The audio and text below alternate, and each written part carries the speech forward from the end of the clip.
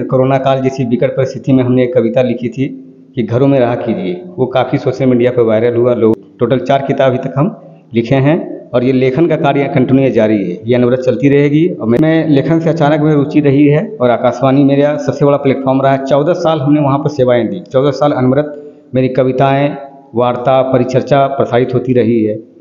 मैं एक दिन में कम से कम 20 शॉर्ट स्टोरी लिख सकता हूँ मैं, और ये कितनी जा सकती है तो अनुमान लगा सकते हैं कि जब मैं एक दिन में 20 स्टोरी लिख सकता हूँ तो इसका ये था नहीं। और साहित्य को समंदर कहा जाता है, इसकी गहराई नापना आसान नहीं होता है। तो उस टाइम हम कविता लिखे थे, घरों में रहा कीजिए, शहर खामोश है, खामोश ही रहने दीजिए, कुछ दिनों की बात है, अभी घरों में महफूज रहा कीजिए, कर लीजिएगा अपनी हजरतें पूरी, कोरोना को दौर तो थम जाने दीजिए, बस कुछ दिनों की बात है, अभी घरों में महफूज रहा कीजिए।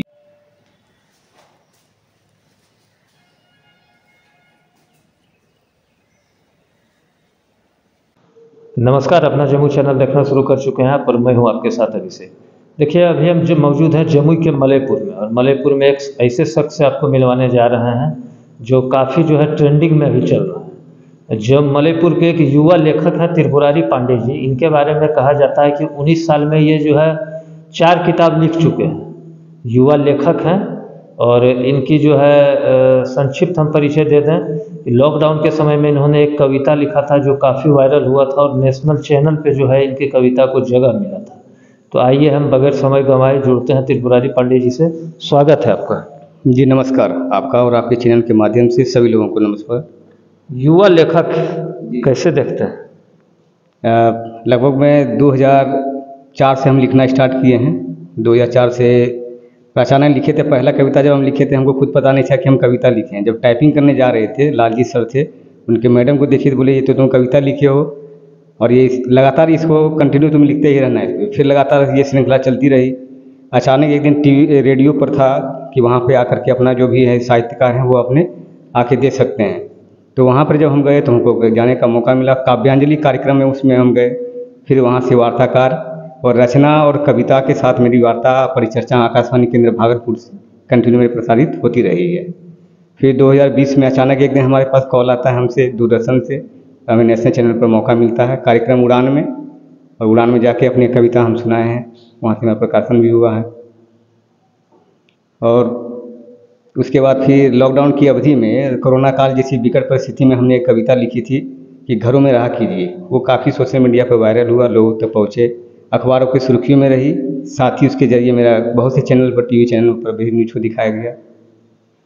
अच्छा, तो हम चाहेंगे कि पहले हमारे दर्शकों को आप बताएं कि 19 साल में आप अभी तक बताया जा रहा है कि 4 किताब लिख चुके हैं। 4 में से शायद 3 किताब आपका कंप्लीट हो चुका है। क्या मतलब सच्चाई? पहली किताब मेरी ये छप गई है, प्रकाशित हो गई है, जो कि अब एक झलक है। ये पुस्तक मेरी एक झलक है, जो कि ऑनलाइन साइट पर पूरे वर्ल्ड में ये रिलीज हो गई है। कल लगभग 18 कंट्री में ये आ चुकी है किताब। ये लोग वहाँ से अमेजोन से एक झलक सर्च करके वहाँ से भी ऑर्डर कर सकते हैं। दूसरी किताब है मेरी ये कलम के बोल, ये प्रकाशित हो गई है और ये अति शीघ्र ये भी ऑनलाइन क्योंकि वर्ल्ड पे ये रिलीज हो जाएगी। ये तीसरी किताब मेरी बस प्रकाशन भी वो भी हो गई है। चौथी पर काम चल रही है। टोटल 4 किताब अभी तक हम लिखे हैं और ये लेखन का कार्य कंटिन्यू जारी है, ये अनवरत चलती रहेगी। और मेरे टारगेट है ये कि कम से कम 12-13 किताब मेरे यहाँ कंटिन्यू हम अभी मेरी निकलेगी। लेखन के कार्यक्रम जो है चलता रहेगा। तो लॉकडाउन के समय हम चाहेंगे कि वो क्या पंक्ति था जो कि आपका काफ़ी वायरल हुआ था, जो कि नेशनल चैनल से भी आपको फ़ोन आया और आप वहाँ पे गए थे, वो पंक्ति थोड़ा दोहरा दें।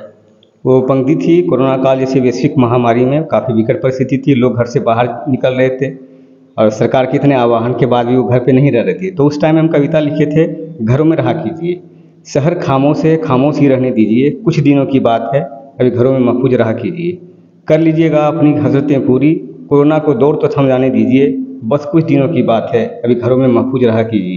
ये कविताएँ काफ़ी लंबी थी, जो कि काफ़ी चली, काफ़ी वायरल हुई, बहुत ही चैनल पर दिखाया गया और लोगों पर ये काफ़ी अमिट छाप भी छोड़ी है ये रचनाएँ। कितना गर्व महसूस हुआ कि मलयपुर छोटे ऐसे गांव से जो है निकल के नेशनल चैनल पे जो है जगह मिला? जी, एक दिन अचानक से हमारे नेशनल चैनल पे फ़ोन आता है वहाँ पे, और वहाँ से मुझे बुलाया गया कि आप यहाँ करके अपनी सेवाएं दे सकते हैं। तो मैं चाहूँगा कि नेशनल चैनल पर जब मैं मौका मिला तो मैं खास कर ये बता देना चाहता हूँ, बेटी पर, माँ पे, ये दोनों पर हम ज़्यादा फोकस करते हैं। क्योंकि संसार में माँ से बेहतर कोई नहीं अपना साथी होते हैं और सबसे ज़्यादा हितैषी माँ ही होती है। तो मैं नेशनल चैनल पर जो हम बोले थे वो माँ पे कि माँ जीत के आऊँगा मैं, वो रचना 2-4 मैं सुनाना चाहूँगा कि ज़िंदगी की कश्मकश में अभी फंसा हूँ मैं, संघर्षों के भंवर में अभी उलझा हूँ मैं, माँ तू थोड़ा सब्र रखना जीत के आऊँगा मैं, हर सपना तेरी पूरी करूँगा मैं, जो वादा किया था हर हाल में निभाऊँगा मैं, माँ तू थोड़ा सब्र रखना जीत के आऊँगा मैं। ये भी कविताएँ काफ़ी लंबी है और ये काफ़ी चली थी वहाँ पे नेशनल चैनल पर। उनके बाद अखबार की सुर्खियों में लगातार मेरे आर्टिकल आते रहा और वर्तमान में अभी झारखंड के खबर मंत्र अखबार में हमारी नियमित तौर से लिखी हुई रचनाएं और आर्टिकल प्रकाशित हो रही है। अच्छा, तो ये बताइए आपका बैकग्राउंड क्या है, हमारे दर्शकों को थोड़ा बताएं। जी, मैं शिक्षा क्षेत्र से जुड़ा हूँ, शिक्षण क्षेत्र से अध्ययन अध्यापन कार्य में करता हूँ, पढ़ भी रहा हूँ, पढ़ा भी रहा हूँ और लेखन में मेरी गहरी रुचि रहने के साथ मैं लेखन क्षेत्र में अनवरत लिखता जा रहा हूँ। और ऐसी हमारी मंशा है कि हम लेखन क्षेत्र में अपने मलेपुर गांव का नाम बहुत ऊंचे प्लेटफॉर्म पर ले जाऊंगा, मलेपुर जो कि लोगों को यहाँ काफ़ी गौरवान्वित महसूस होगी। अच्छा, तो आपने जो ये किताब लिखा है एक झलक, जो कि अभी ऑनलाइन प्लेटफॉर्म पे आ चुका है, तो ये किस विषय पे जो है मुख्यतः आधारित है? ये जो रचनाएं हैं एक झलक है, उसका टाइटल ही है एक झलक, यानी जीवन के सभी पहलुओं से एक एक झलक ही फोकस करती है। जैसे मैं देखता हूँ उसकी पहली कविता जो स्टार्टिंग उसमें होती है, ये रचना पर आधारित है एक झलक, उसमें है आत्महत्या पर। लोग अपने जीवन में उतार चढ़ाव से झेल नहीं पाते हैं संघर्ष को और उस रास्ता को अपना लेते हैं। आत्महत्या में भी उसमें हम कहे 2-4 उसमें लाइन है, उसमें मैं 4 लाइन कहना चाहूँगा कि यूँ मंद मंद मुस्कुराकर सबको गुमराह मत किया कीजिए, हो दिल में कोई दर्द तो किसी हमदर्द से साझा कीजिए, मैं दिल से याचना करता हूँ कोई आत्महत्या मत कीजिए, जीवन के हर मोड़ से साहस से गुजरा कीजिए, जीवन के हर मोड़ से साहस से गुजरा कीजिए, वर्तमान और भविष्य का कुछ तो फिक्र कीजिए, ऐसे बुरे ख्यालों का बेशक दफन कर दीजिए, मैं दिल से याचना करता हूँ कोई आत्महत्या मत कीजिए। इसी प्रकार की बहुत सी कविताएं हैं जो लोगों को प्रेरित करने वाली है और उनसे पढ़ने के बाद लोग काफ़ी प्रेरित होंगे, उन्हें पढ़ना महसूस अच्छा लगेगा उनको। पाठक के लिए बहुत ही रुचिदायक है और ये पुस्तक को लोग काफ़ी पसंद करेंगे। खासकर मेरे मलेपुर के लोगों को ये काफ़ी अच्छा भी लगेगा कि ग्रामीण क्षेत्र से लड़का विश्व के धरातल पर लोगों के लिए पढ़ने के लिए कुछ लिखने के लिए लिख के दे रहे हैं। लेखन कला के लिए आप किसे अपना आइडल मानते हैं? लेखन के लिए मैं जैसे कुमार विश्वास जी हैं और उसके बाद है मुंशी प्रेमचंद्र जी।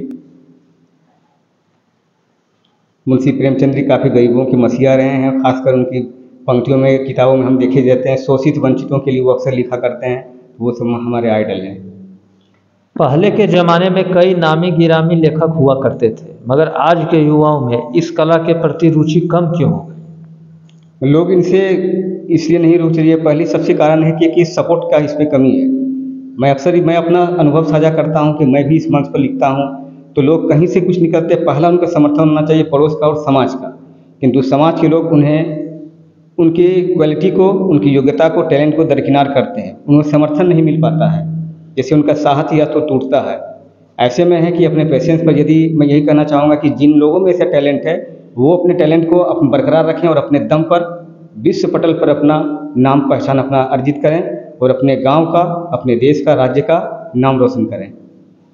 तो जो युवा आपकी तरह किताबों का प्रकाशन करवाना चाहते हैं लेकिन उन्हें जानकारी नहीं है, उन्हें आप बताइए कि अपनी किताबों के प्रकाशन के लिए क्या क्या करना पड़ता है।